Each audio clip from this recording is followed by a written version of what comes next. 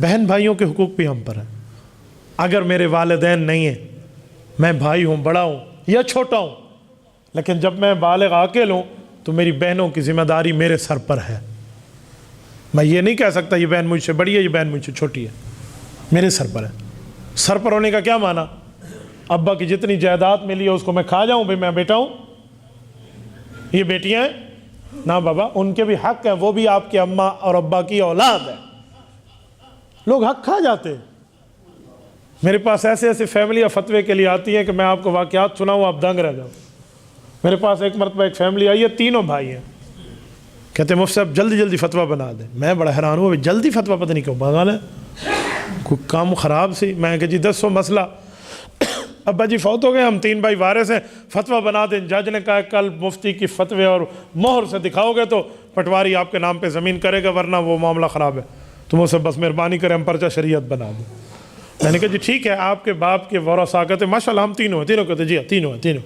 میں نے کہا آپ کی بہن ہے؟ اب تھوڑا سا منہ بنا، نہیں نہیں ان کے حصے ہو گئے ہیں. میں نے کہا جب بہنوں کے ہو گئے ہیں تو بھائیوں کے بھی ہو جانے چاہیے تھے، تم یہاں کیا لینے آئے ہو؟ نہیں نہیں وہ ان کو ابا جی نے دے دیے تھے. میں نے کہا ابا زندگی میں کسی کو دے دے تو وراثت نہیں ہوتی، وہ تو ہدیہ ہوتا ہے. ہدیہ تان ابھی آپ سمجھا رہے تھے، مولانا کہہ رہے تھے ہدیہ بھی 2 ہیں، ایک ہدیہ تان ہے، ایک ہدیہ تون ہے. ٹھیک ہے نا، تو ہدیہ تان والا کام ہے. تو میں نے کہا بھائی ان کو تو ابا نے گفٹ دیا ہے، پھر وراثت تو موت کے بعد ہوتی ہے. یوصیکم اللہ فی اولادکم للذکر مثل حظ الانثیین میں تو موت کے بعد ہوتی ہے وراثت. ابا زندگی میں دے گیا تو انہوں نے کہا مولوی صاحب مسئلے عمل خراب نہ کریں، بس ہمیں فتویٰ بنا دیں. میں نے کہا اوے فتویٰ بنا دیں، آئی ایم یور سرونٹ، نوکر ہوں میں آپ کا. مسئلہ ہوگا تو پورا ہوگا اور صاف ہوگا، ادھورا کام میں نہیں کروں گا. جاؤ جاؤ، میں نہیں بنا سکتا. جب ہم نے انہیں اٹھا دیا، انہیں 1-2 جگہ اور علماء کے پاس گئے، ہر جگہ سے نہ ہی ہوئی. تو ظاہری بات ہے کسی کا حق دوسرے نے کھانا تھوڑی ہے. قیامت میں مفتی عبدالواحد کی گردن جہنم کا برج بن جائے اور آپ اوپر پاؤں رکھ کے چلے جاؤ. ہم کیوں غلط فتویٰ دیں؟ پھر وہ بہنوں کو لے کر آئے.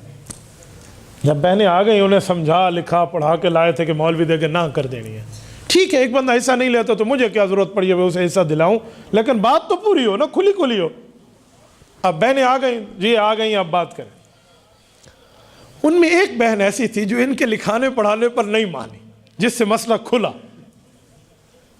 اس نے کہا مفتی صاحب ہمارے بھائی بھی بیٹھے ہیں ماشاءاللہ، ہمارے ماں باپ کی نشانی اور ہم بھی اپنے ماں باپ کی نشانیاں ہیں، لیکن ایک بات ہمیں کھلا کھلا سمجھائیں کہ اللہ رسول کی طرف سے ہمارا کوئی حق نہیں ہے.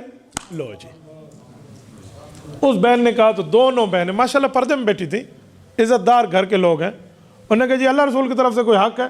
میں آپ کو وہ لفظ سناؤں. انہوں نے مجھ سے سریکی میں پوچھا کہ کک ہے یا لکھ ہے، جو ہے وہ ہمیں دے دیں. لاکھ ہے یا کوئی کک ہے، کچھ بھی ہے، تو ہم کوئی پیسوں کا مطالبہ نہیں کرتے. جتنا اللہ رسول کی طرف سے اگر کوئی حق بنتا ہے تو دے دیں، ورنہ ہمارے بھائی ہیں ان کو دے دیں. اور بہنیں کہنے لگی جب ہم نے بھائیوں سے حقوق کی بات کی تو انہوں نے کہا حق لے لو پھر میکہ تمہارا ختم ہو جائے گا. آج کے بعد اپنے آپ میکے کو میکہ نہ سمجھنا، ادھر نہ آنا. جی حضرت شیطانیت تو ہر جگہ ہے نا. میں اپنے شہر کی بات آپ کو سنا.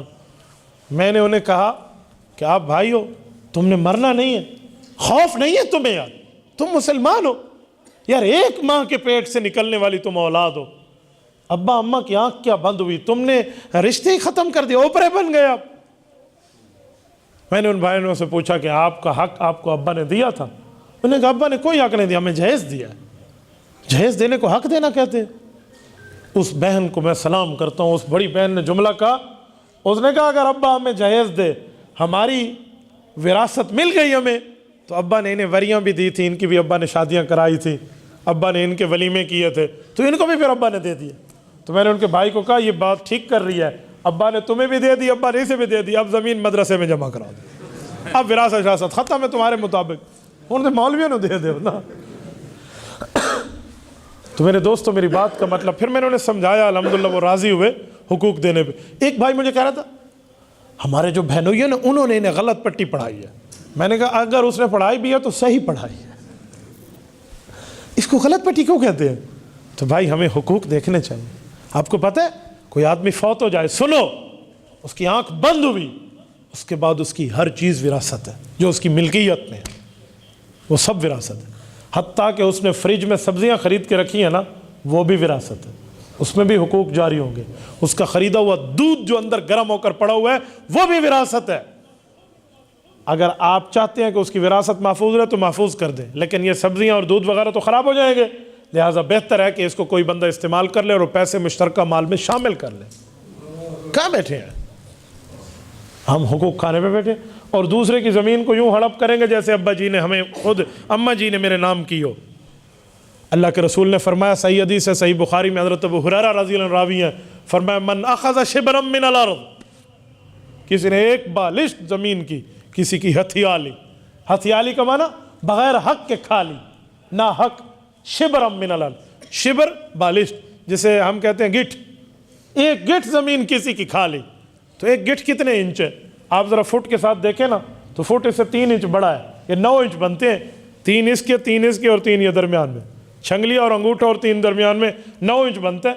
فٹ تو بہت بڑا ہے, 1 فٹ زمین کھانا تو بہت بڑا ہے, اس سے بھی کم کسی نے کھا لی. تو حضور نے فرمایا یطوق اللہ یوم القیامت 7 ارضین, قیامت کا دن ہوگا 7 زمینوں کی رب پنجالی اور توق بنائیں گے اور اس کے گلے میں ڈال دیں گے. کیا کریں گے ہم لوگ؟ تو یہ حقوق ہیں, تو یہ حق ہمیں دیکھنے چاہیے.